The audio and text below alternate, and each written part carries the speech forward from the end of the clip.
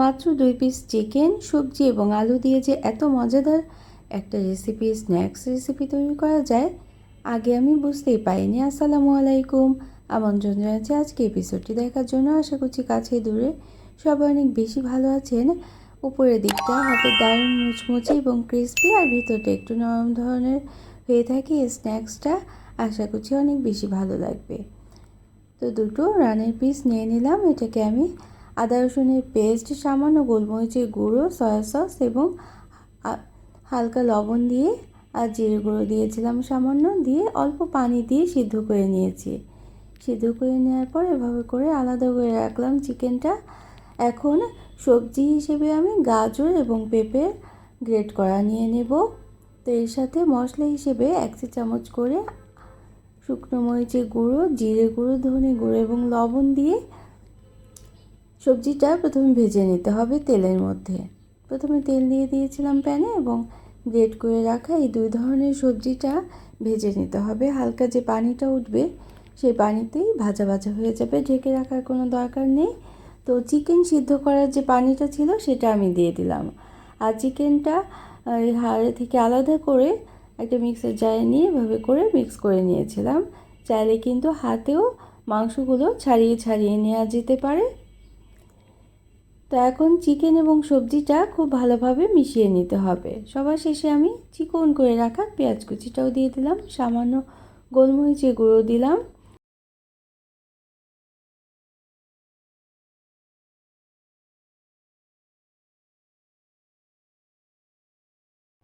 পানিটা ভালোভাবে শুকিয়ে ভাজা ভাজা করে নিতে হবে, তাতে কিন্তু সিদ্ধ হয়ে যাবে এই সবজিগুলো। তারপর নামিয়ে নিতে হবে এবং নামিয়ে ঠান্ডা করে নিতে হবে। এবং 4 থেকে 5টা ছোট সাইজের আলু আমি আগেই সিদ্ধ করে নিয়েছি।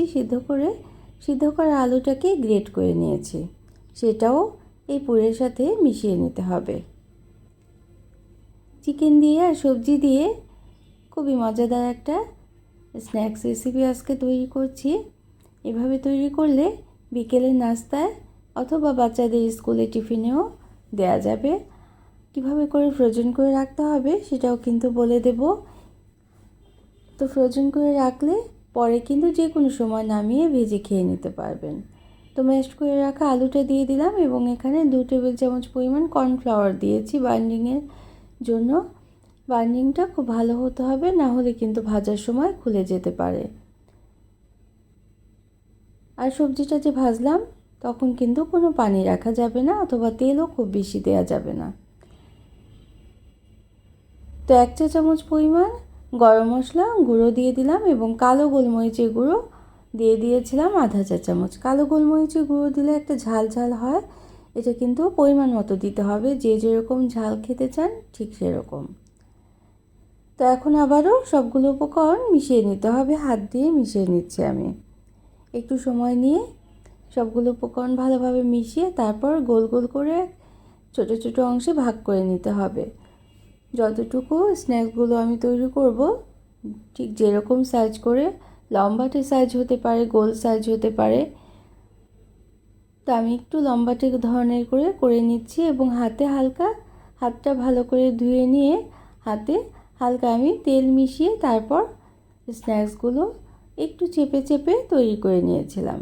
উপরের দিকটা যাতে মসৃণ হয় সেটা কিন্তু খেয়াল করতে হবে। উপরের দিকটা মসৃণ করে স্ন্যাক্সগুলোকে তৈরি করে নিয়েছি। এখন একটা ডিম নিয়ে নিলাম, সাথে কালো গোলমরিচের গুঁড়ো নিলাম এবং 1 চা চামচ পরিমাণ কর্নফ্লাওয়ার নিয়ে নিচ্ছি। এখন এটাকে মিশিয়ে নিতে হবে, আর 1 চা চামচ পরিমাণ আটা দিলাম এবং সামান্য পানি দিয়েছি। এভাবে করেই ব্যাটারটা তৈরি করে নিচ্ছি। এই ব্যাটারটা কিন্তু খুব বেশি পাতলা হওয়া যাবে না, তাহলে কোট করা যাবে না। কোট করলে স্ন্যাক্সের গায়ে কিন্তু কিছুই থাকবে না। একটু ঘন করেই তৈরি করে নিয়েছি ব্যাটারটা, তবে খুব বেশি ঘনও না।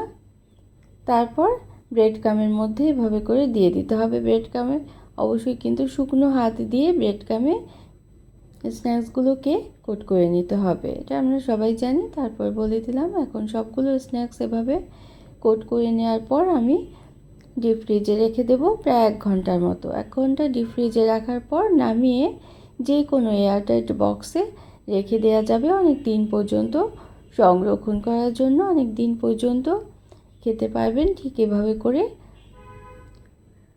তৈরি করে রাখলে। তবে অবশ্যই কিন্তু প্রথমে একটা বড় প্লেটে নিয়ে ছড়িয়ে ডিপ ফ্রিজে রাখতে হবে, তাহলে কী হবে একটার সাথে আরেকটা লেগে যাবে না।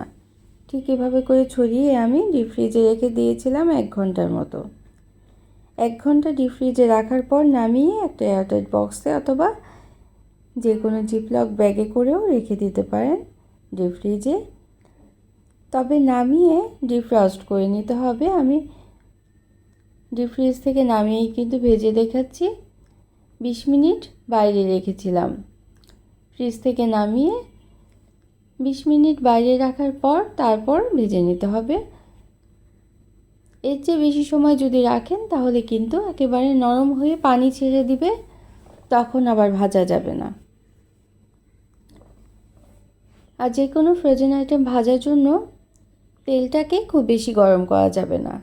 তেলটা হালকা গরম করে নিয়ে তারপর স্ন্যাক্সগুলোকে তেলে দিতে হবে।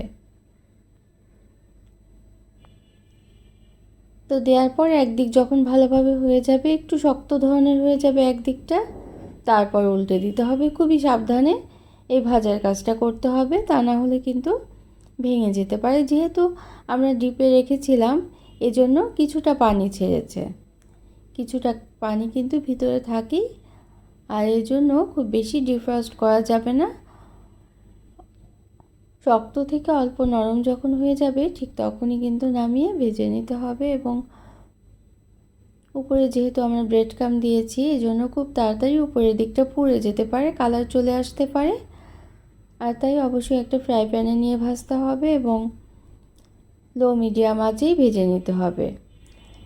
তেলটা খুব বেশি গরম করে হাই আঁচে কিন্তু ভাজা যাবে না, তাহলে উপরের দিকটা পুড়ে যেতে পারে এবং ভিতরেতে তেলটা না প্রবেশ করলে ভাজাটা ভালো হবে না এবং খেতেও ভালো লাগবে না। এই বিষয়গুলো কিন্তু খেয়াল করতেই পারেন। এ পর্যন্ত যারা দেখলেন একটা লাইক দিতে ভুলে গিয়েছেন, অবশ্যই একটা লাইক দিয়ে দিতে পারেন। প্রয়োজনে কমেন্ট করতে পারেন এবং শেয়ার করতে পারেন।